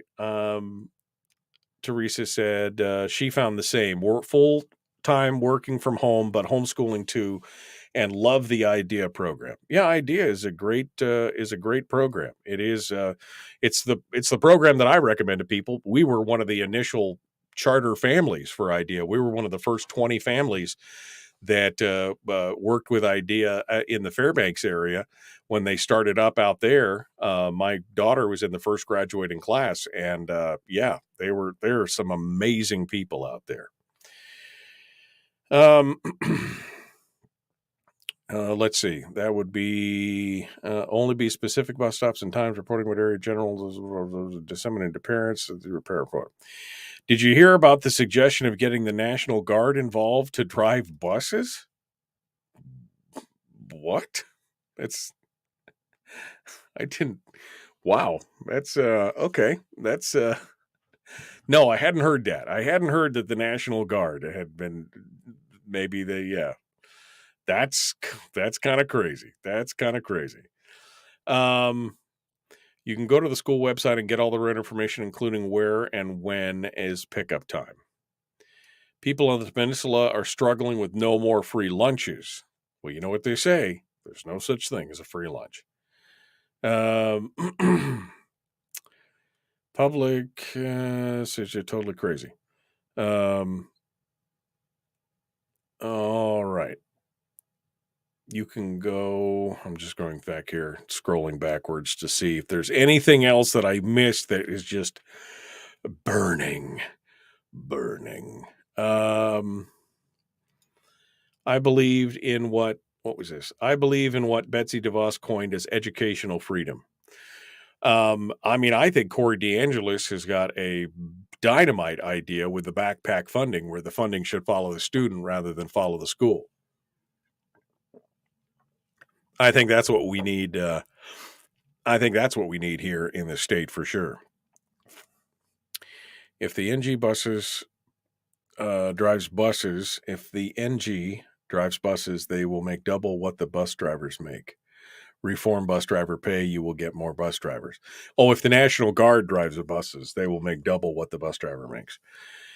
Yeah, I mean, look, it's a whatever it is, they pay them 5 hours a day. It's a split shift. It's not a job for everybody.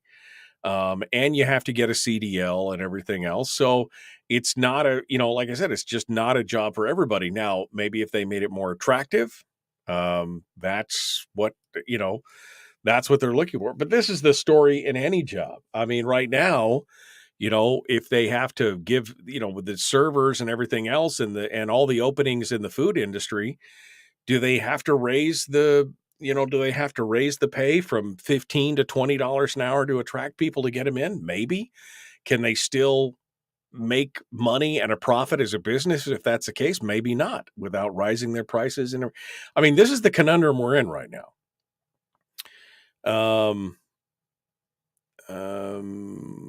Yeah, I never understood the free lunches either. This is what 12th Man said. I never understood these so-called school free lunches. My mom always packed us lunches when I was growing up.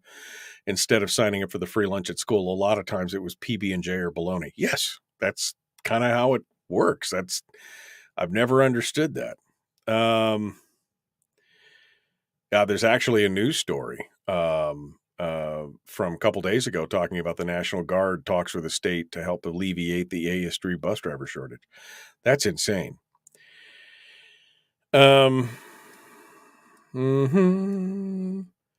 Bus drivers should be on salary. It's for the children, says Jeannie. It's for the children. Yes, poor planning does not constitute an emergency. Piss poor planning on your part does not constitute an emergency on my part. That is kind of the old thing right there. I heard about the National Guard request. It was turned down. Poor planning does not fall under emergency. Yeah, well, I would agree with that. That's all poor planning right there. We got one line on hold. Let's figure out who it is real quick. Good morning. Who's this? Where are you calling from?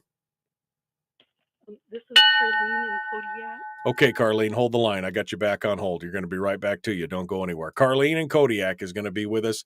Let's jump into it. The Michael Duke Show. Common sense, liberty-based, free-thinking radio.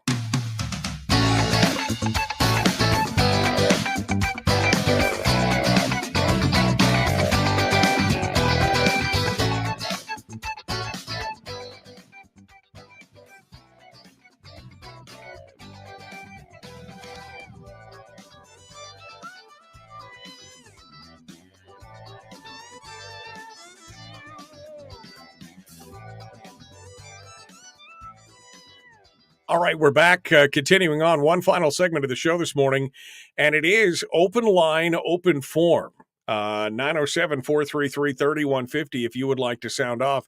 Carlene is in Kodiak, one of our favorite callers. She calls in this morning to give us her thoughts. Good morning, Carlene. How are you?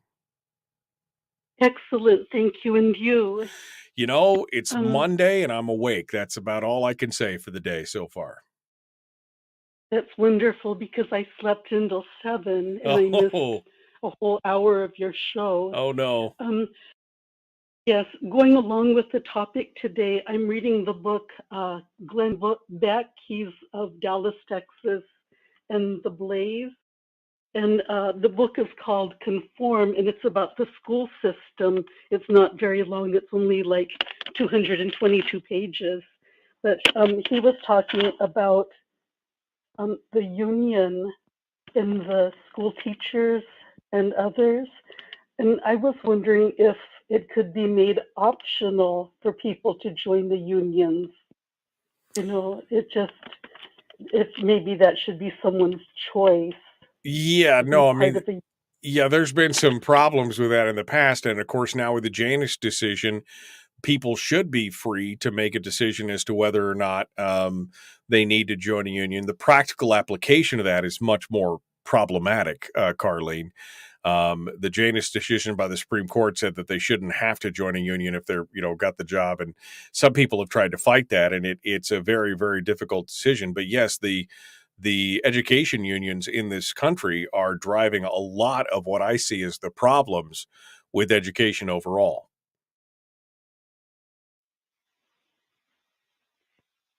Yes, thank you. I'm only on page like 38, so I haven't gotten very far. Yeah. I started yesterday.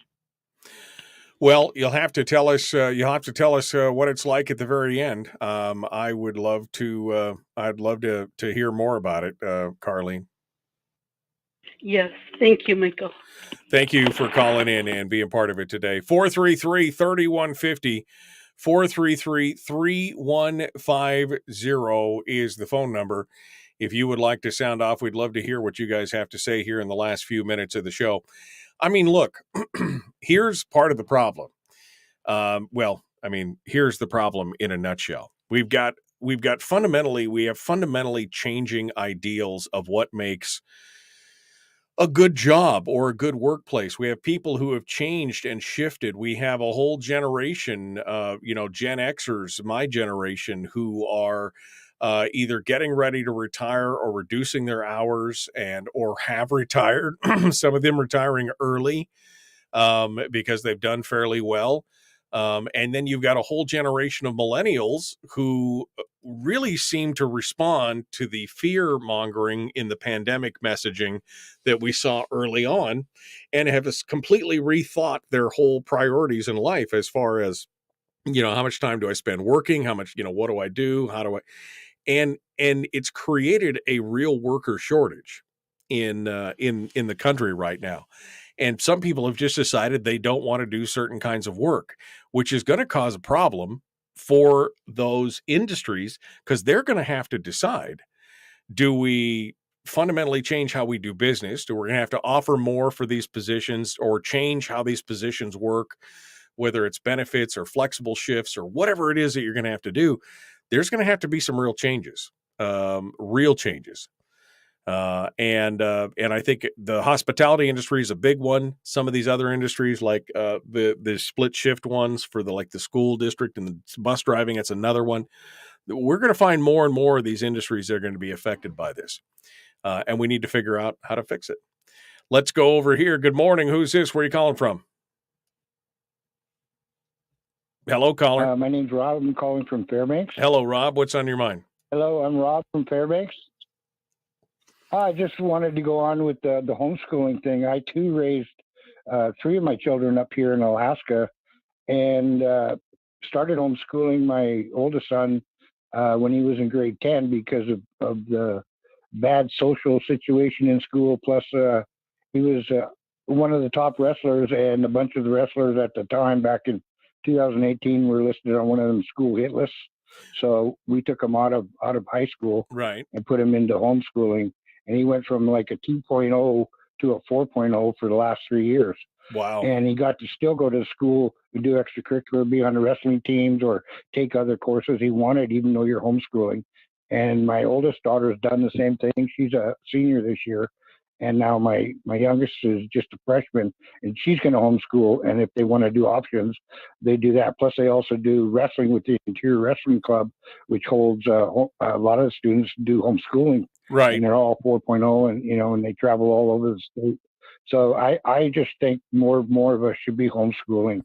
It's just ridiculous, and what's going on, and with this gender stuff they're forcing into kids, and basic communism. I'm a very spiritual person, being a medicine man shaman, and it's very important that my kids grow up in a spiritual atmosphere because they respect everything around them. And without spiritualism in our families, we've lost our children. Yeah, no, I agree. And it gives you the opportunity to teach them your beliefs and everything else. Yeah, and I'll tell them one thing, but they'll say, well, Dad, at school, he says, we can't talk about that stuff. Everything revolves around nature and us being provided from the land. We have to treat it with respect, and that's not just the land, that's everything about us, right? So we're just losing respect with everybody and manners. Children don't have manners. And, you talk to them, hey, can you stop, playing on the phone for a second so I can actually look into your eyes and know you're understanding me. And that's the biggest problem we have now is kids got to get back to the supper table, to the lunch table, to, family outings. My children, we dog mush, they did junior. So we were out with family stuff all the time when we weren't, at home, right, in the woods doing homeschooling. Well, that's the one thing about homeschooling is it gives you ultimate freedom and flexibility, and it gives you the time to be able to do those things. If a kids can get a full day's worth of school done in 2 hours, you've got a whole rest of the day to do all the other stuff with them, Rob. I agree. Thank you so much for your call. I got 2 more calls on hold. Let me continue on to the next one. Good morning. Who's this? Where are you calling from? This is Art, Michael. Hey, Art. I'm calling from Delta. Yes, sir. And I'm going to ask a couple other quick questions. One, what's going to be the economics effect on the economy of the area if wives are not working? What about all the people that have to have jobs babysitting, or how about all of the McDonald's people that they will lose the customers because the wife or the husband's home making supper? What about the economic effect on the school and government jobs because they lose the revenue of an extra income? Sure. Well, how are we going to handle that? Well, there's definitely a knock-on effect, Art. You're definitely not wrong about that. I don't foresee, everybody becoming one-income families and doing this. I think that for some, it makes sense. If enough of them did it, you're right, Art. I mean, there would be businesses that would have to change their model, or they would have to close down. The government would have less revenue in certain areas from taxation and other things. But again, I don't foresee this turning. I mean, do you see that because I talked about this, somehow everybody's going to go out and quit their job, and one spouse is going to go back to work in the home again? Do you see that? Or, I mean, that would be a very small percentile, in my opinion. Don't you think? Well, I don't know. I just know I'm using this comparison because my wife never did have a job away from home. Right. We raised our kids, and we raised 8 of our own, and we've raised kids for out of problem homes because of the husband and wife so busy making a buck that they forgot about their kids. Right. So this is why I agree with you totally, but I want people to think about the other effects. Oh, there are definitely effects. Maybe yeah, our lifestyle would be better. Well, but and what about the generation of kids? It would be. How about the the non-monetary effects of having a generation of children that that have parents that do pay attention in those regards, that aren't just worried about hustling back and forth to soccer practice, but are spending a good portion of the day with them, teaching life skills and doing all. What about a new generation of kids? The non-monetary effects of that would probably be worth more than the money, don't you think? I totally agree with you, and that's why I was pointing out all these things that it's going to affect, and the government impact on the revenue for the government is going to be very hard on the government people because they're going to have to figure out ways to live within their budget. Then. Yeah.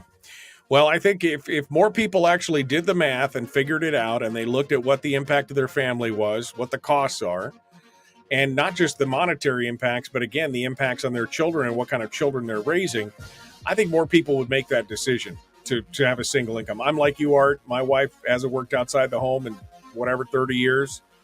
We've done okay. And our kids are happy, and that's the important part. And they're full-grown human beings. That's what I love. Thank you, Art, for your call. Folks, we are out of time for today. Tomorrow, Brad Keithley, Chris Story, The Michael Duke Show. Common sense, liberty-based, free-thinking radio.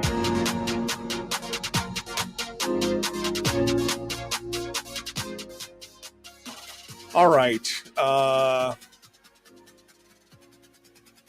Looking through here, looking at some of the comments. Watch YouTube videos and read automotive manuals for home DIY automotive repair. I put my kid on that. I've had my son, this is a problem. I need to do this. And I said, okay, well, I paid for the parts. You go pick them up. And then you watch YouTube. And then you come back. And if you get stuck, come get me. And he's fixed a ton of stuff. Dishwashers and furnaces, cars, and all kinds of things. Yeah, YouTube is definitely a big. We've got a lot of resources today that I wish I had back when I was a kid, for sure. All right, we got to get out of here. I got to go. Thank you so much for coming on board the Michael Duke Show. Be kind to one another, love one another, live well. We'll see you tomorrow. Have a great day.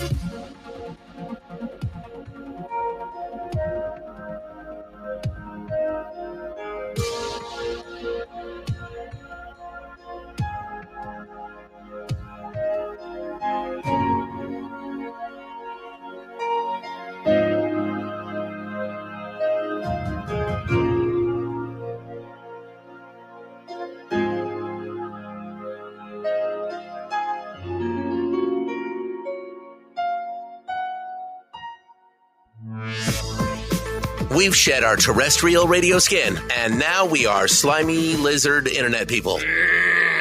It's the Michael Duke Show.